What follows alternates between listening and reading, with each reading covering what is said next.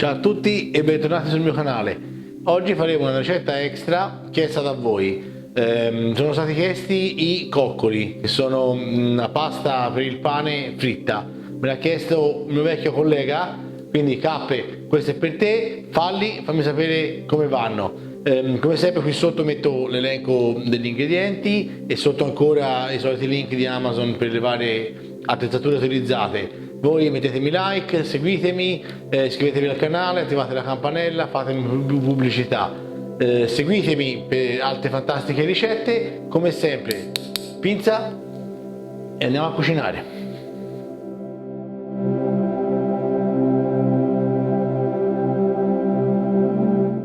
Eccoci alla preparazione dell'impasto per i coccoli.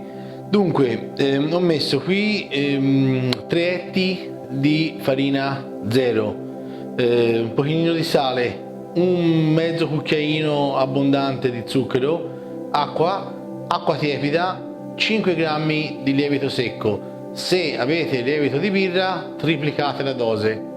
Allora, comincio subito mettendo il lievito nell'acqua tiepida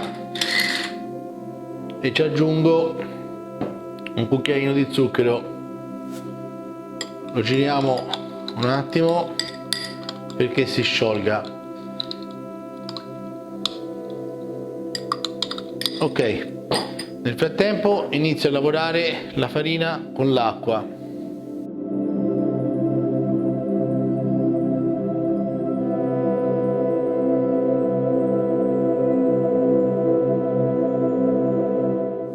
Allora, ho aggiunto un altro gocciolino d'acqua perché la farina la richiedeva e adesso levo con un coltello dalla frusta tutta questa palla che si è formata e proseguiamo.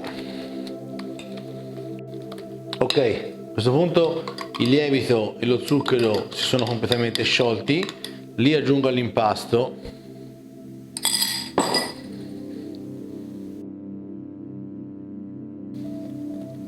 Ok, allora l'impasto deve venire abbastanza liscio, così come consistenza, non troppo liquido, non troppo sodo, perché poi comunque deve stare a lievitare circa un 4-5 ore, pertanto dopo comunque si formerà tutta la maglia glusimica eccetera.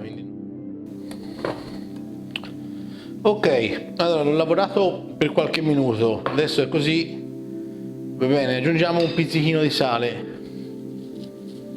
Il sale va aggiunto alla fine, distante dal lievito, perché sennò le due reazioni chimiche scozzano e non fa lievitare correttamente l'impasto. Amalgamo il tutto e poi lo lasciamo riposare. Ok, ci siamo. Allora, adesso la copro con una pellicola e la lascio a temperatura ambiente per un 4-5 ore. In estate va messa in frigorifero, magari per 6, 7, 8 ore a farla lievitare. Adesso comunque la temperatura non è eccessiva, la lascio fuori a temperatura ambiente. Ci vediamo quindi per friggere tra un 4-5 ore. A dopo!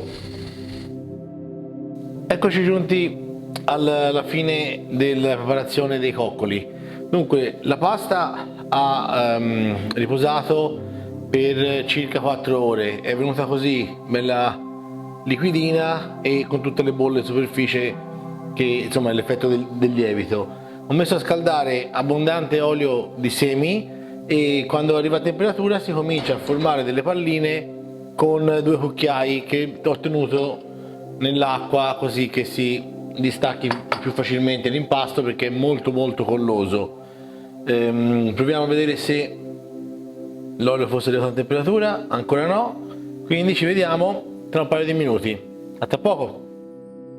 Eccoci, allora l'olio è arrivato a temperatura, ce ne ho già messo uno e sta già cuocendo, ne faccio un altro. Vedete l'impasto com'è molto liquido, perché appena tocca l'olio caldo deve gonfiare, quindi lo lasciamo andare dentro. Vedete, dopo pochi istanti verrà a galla perché si riempirà d'aria, perché una caratteristica del coccolo è quella appunto di essere vuoto dentro, pieno di aria, se no viene tipo una pallina da golf, invece deve essere molto soffice. Appena infatti prende il calore viene subito a galla. E questi li lasciamo cuocere 2-3 minuti, 5 al massimo. Ok, allora i coccoli sono praticamente cotti, bisogna solo avere l'accortezza di girarli ogni tanto. Vedete come vengono? Una pallina praticamente. Mi avvicino, ecco, beh, qui una pallina leggerissima, sofficissima. Adesso levo anche gli altri, levo anche tutti gli altri pezzettini che ci sono dentro l'olio, se no continuano a bruciare. Spengo un attimo la fiamma, ci metto un pochino appena di sale fin tanto che sono caldi. E questi sono i coccoli, leggerissimi, bruciano ovviamente, soffici. Mi sono preparato qui un piattino con un po' di prosciutto, un po' di stracchino, che è l'accompagnamento classico dei coccoli quando venite in Toscana. Allora, rischiando di uccidermi, ne apro uno. Guardate dentro com'è. Perfetto, morbidissimo. Allora, ci metto un pezzettino di prosciutto.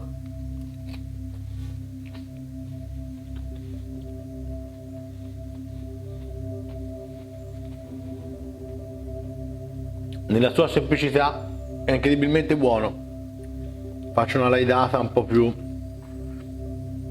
professionale, stracchino e prosciutto.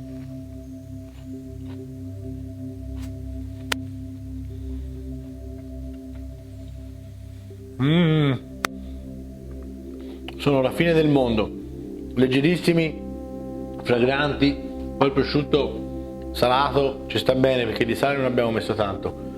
Quindi provateli, Cappe, se li fai fammi sapere come ti vengono. Alla prossima!